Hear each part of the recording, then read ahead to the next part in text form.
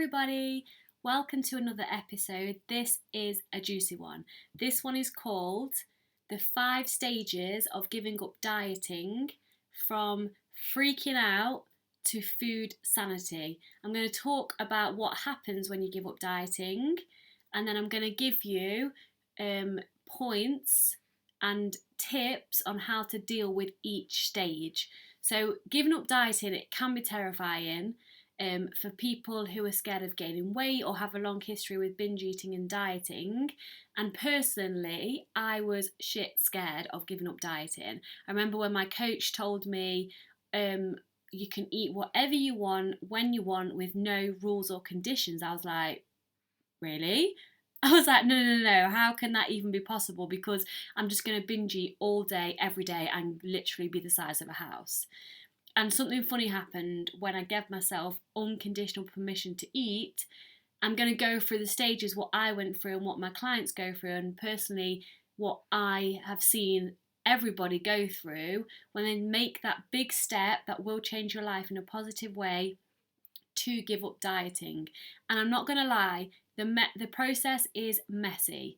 It's messy, it's hard, it's amazing all at the same time, but if you stick with it and give it 100% of your commitment, it will get better and it will release your compulsive behaviour around food.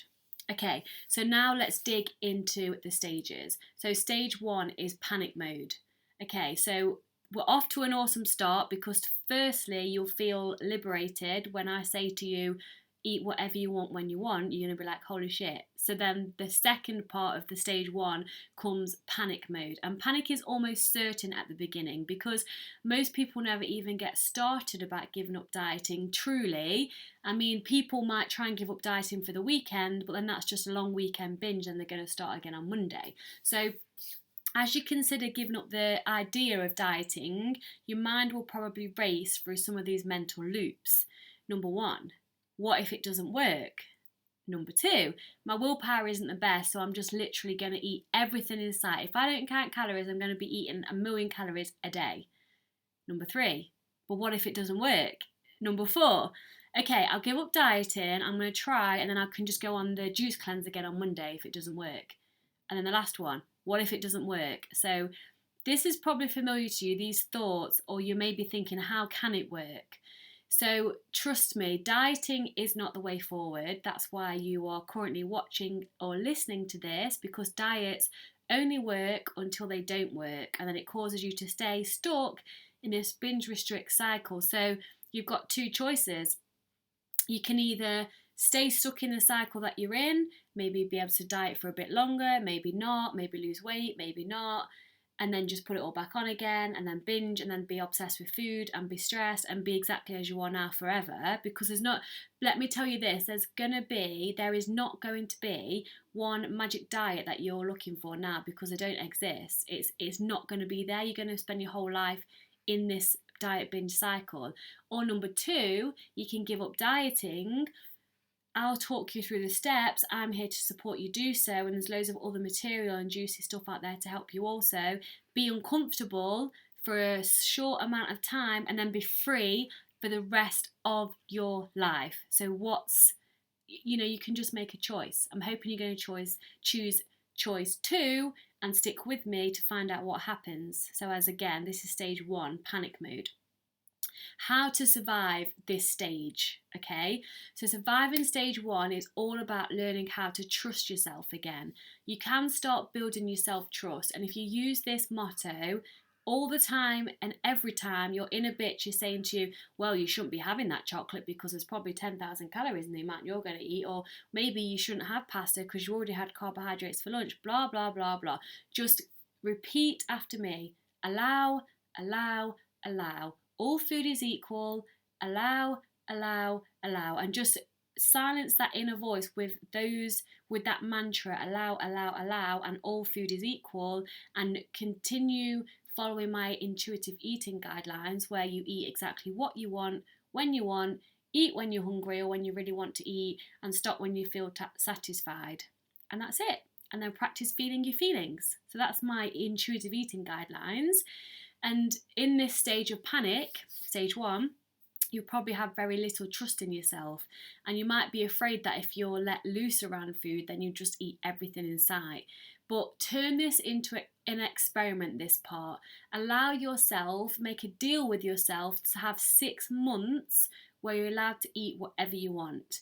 Allow, allow, and stay 100% committed and focus on building your self-trust. Because don't forget, when you get uncomfortable during this stage, you're actually working on healing your relationship with food and your body. So when you're healing something, it's going to be painful, like growing pains. You know, if you're growing as a person or physically, you're going to have growing pains. If you cut yourself and then your wound heals, it itches sometimes, you pick the scab off, sometimes it bleeds again, but then eventually it heals and then it no longer hurts you. So you've got to just go through this mess and you will get there, I promise. Stage 2 is short-term rebellion binges, and they may occur. It's 99.9% likely that they do. They have done in all my clients. They certainly did in myself, but stay committed to this process. So as you decide to give up dieting and eat exactly what you want, this is so liberating, but then the scary part is the rebellion binges, and this might cause your mind to scream like, oh my god, there's no way, forget this, we don't want binges, this is exactly what I'm trying to avoid.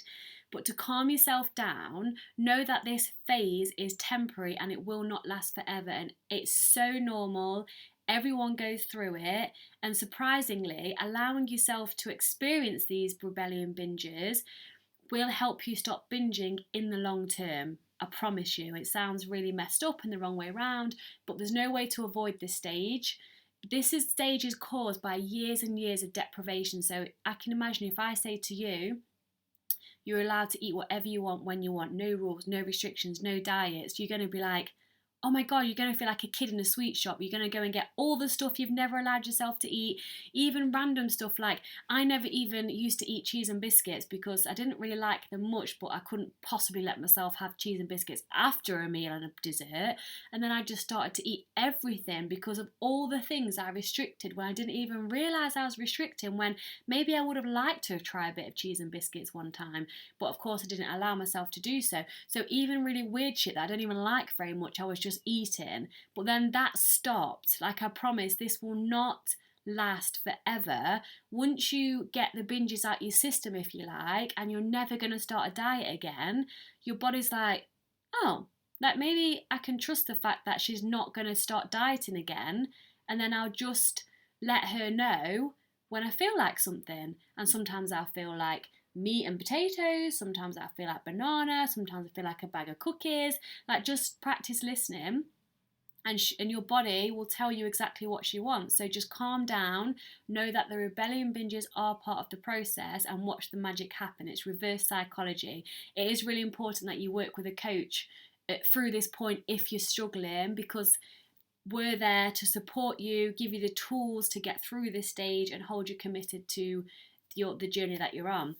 So stage 3 is life suddenly sometimes gets worse with non-diet related stuff and non-food area stuff. And what I mean by this is because most recently you've been numbing your feelings with food, you've had a shit day, you'll have a glass of wine or a takeaway. You know, you feel sad, you'll go and get a tub of ice cream. You'll feel happy, you want to make yourself even happier, so you'll go and eat chocolate to like even make that happiness like higher. It's almost like you're using food as like a drug almost, or a numbing, or to try and fill a hole in your life, in your heart, wherever. Food is used as a coping mechanism for uncomfortable feelings, and it's totally normal.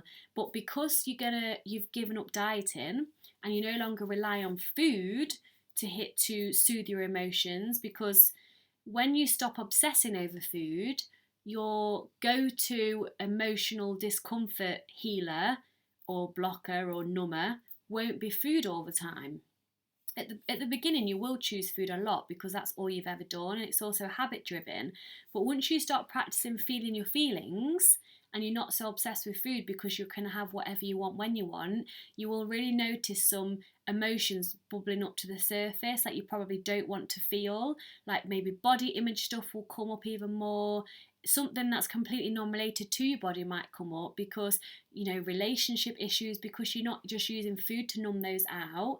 So this can be really difficult, this part, and it is uncomfortable, and it is the best place to learn to practice journaling your feelings, feeling your feelings, which no one really wants to do. As humans, we like to seek pleasure and avoid pain, so we're wired to do that.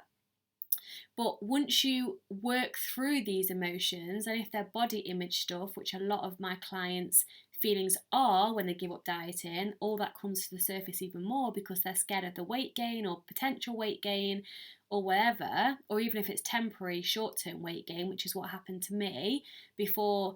Surprisingly, like, I don't weigh myself or anything, but when I got over my rebellion binges, because I was so determined to give up dieting, I did care what happened, but I was just so focused and trusting the process. I just stuck to the process, which is the process here, what I teach.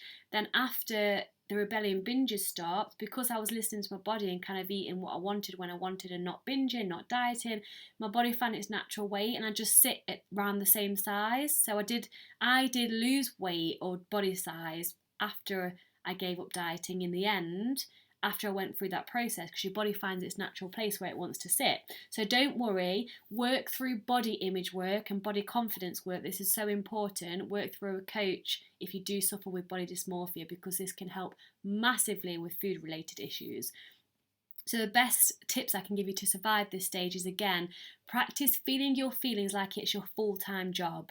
Remember to promise yourself you'll go back to the food if you want to after you've journaled about your feelings, but it's important that you do not restrict food, but it is also so important you actually take time to feel your feelings, because it's practice, practice, practice. And this can be through any time in life. We so desperately want to run away from uncomfortable feelings. If we just sit with them or journal about them, they no longer have any power over us because we're shining a light on them. We're not trying to run away from them, and you'll never get away from them. They'll just get worse, and you just use more food or something else to numb them. So this is a good stage to practice feeling your feelings like I said, like it's your full-time job. And no one wants to do this because it is uncomfortable, but it will help you feel normal around food during the time of feeling your feelings, because you'll understand that it's not just actually about the food, but also for the rest of your life. It will help massively. It's a really essential skill to learn. Okay, so stage 4, you find food sanity with some turbulence. So now the good times start to begin. So once you get to stage 4, you develop some self-trust, you're comfortable having your once forbidden trigger foods, and they no longer tempt you. And then suddenly you can buy a whole bag of brownies, and then literally have half the bag or a couple, and then actually have them in the house for a few days. Really, I really mean this. Moderation becomes a lot easier. You're still developing the skill of emotional intolerance, which is feeling your feelings. So when things get too uncomfortable, you may binge every now and again, but it's nothing too crazy like you used to do before, and you feel like you're in more control around how you're behaving and more in control around your feelings, instead of your feelings just going away with you and then you're having to quickly numb them with food. So you're truly making strides towards feeling normal around food in this stage 4. So how to make the most of this stage then? So surviving stage 4 is all about focus on skill building. It's essential to keep coming back to my intuitive eating guidelines, practice feeling your feelings, and that's just those 2 things are the foundation to holistic health. Your body knows best. Your body's the best nutritionist for you in the world. And practice feeling your feelings. It will build your emotional tolerance up. It will just make your whole life a whole lot better, and you won't keep numbing everything with food. So as these skills grow stronger, the temptation to diet gets weaker, and then eventually you get to stage 5, and you become this phoenix or this butterfly from being a caterpillar, or however you want to phase it. A normal relationship with food emerges. So you may have days where you struggle sometimes with wanting to go back to dieting, because dieting is all around us and it's so tempting sometimes. If there's something new that's come out, you're like, oh well, maybe just if. No maybes, because it ain't gonna work. Okay, you know this. So identifying your feelings has become easier at this stage. you've got through the toughest part.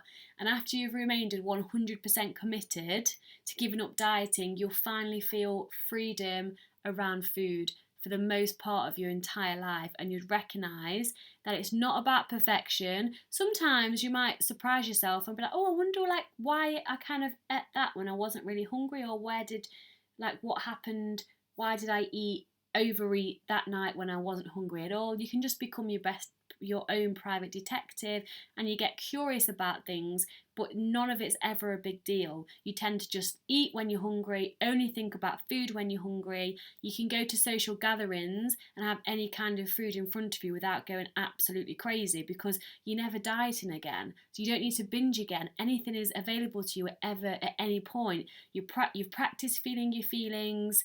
You just use food for pleasure or just because you're hungry and what you feel like it. And your eating behaviour has changed at this point, and your cravings might have changed too. And instead of eating those once forbidden unhealthy foods only, like during the rebellion stages, you'll probably literally just eat sugar for like a week or maybe even more. You actually do start to crave foods like salads and potatoes and like a whole variety of different foods. At this point, you'll be craving loads of different variety because your body will let you know what she wants. And you've also started to accept your body and love yourself at this stage. So when you look in the mirror, you don't nitpick as much. Instead, you're learning to love yourself more and more, because the whole reason we diet in the first place, like I said, is because we're not happy with our bodies. So it's crucial to do body image work during this whole food freedom shebang, because it specialises alongside food freedom, and body image work is a foundation to food freedom. And I specialise in body image work alongside food freedom. So please reach out to me if you need help during this journey. I've got an amazing 5-month program that I've developed, and literally from my heart and soul I've created this program, and then I can coach you personally through the program to give up dieting, find body acceptance and body confidence, and to find food freedom. And it's freaking amazing. It really is. So the last part, how to make stage 5 even better. Once you make stage 5, take moments to celebrate your success, even all the way through it, even during the messy stages, even in stage 1, stage 2. Always celebrate the little steps you've taken towards a brighter future for yourself. This is so important, and it's a huge deal that you're even on this journey, or even listening to this or watching this, because it means that something inside of you is just so done with this dieting and binging, and there is another way. You don't have to go through your life dieting and binging all the time. There is another way, and it's amazing, which is why I do what I do. So congratulations when you're at stage 5, because it is the ultimate freedom. Your body doesn't define you. Like, you wake up feeling absolutely fine about yourself every day. One day you might be like, well, my hair looks a bit shit. I mean, I'm not being funny. If anyone can see my video, what is going on with my hair today? Like, really, I've washed it, I have not brushed it, and it's literally like all stuck together. But I don't care, because I've got hair, and I'm just talking to you to help give you some value about how to love yourself. So that this is, nothing really matters anymore. You just get on with your life, enjoy your life, and know that you've got your own back, and know that you love yourself that much. It doesn't matter if you think you look nice or not. But there is a process, guys. Self-love, food freedom, body confidence, you absolutely can get there, but the uncomfortable shit you have to go through, again, I can help you. So reach out if you need me. I love you all so much, and I will see you next time. Remember, you can have, be, and do anything you want. You've just got to go out there and get it.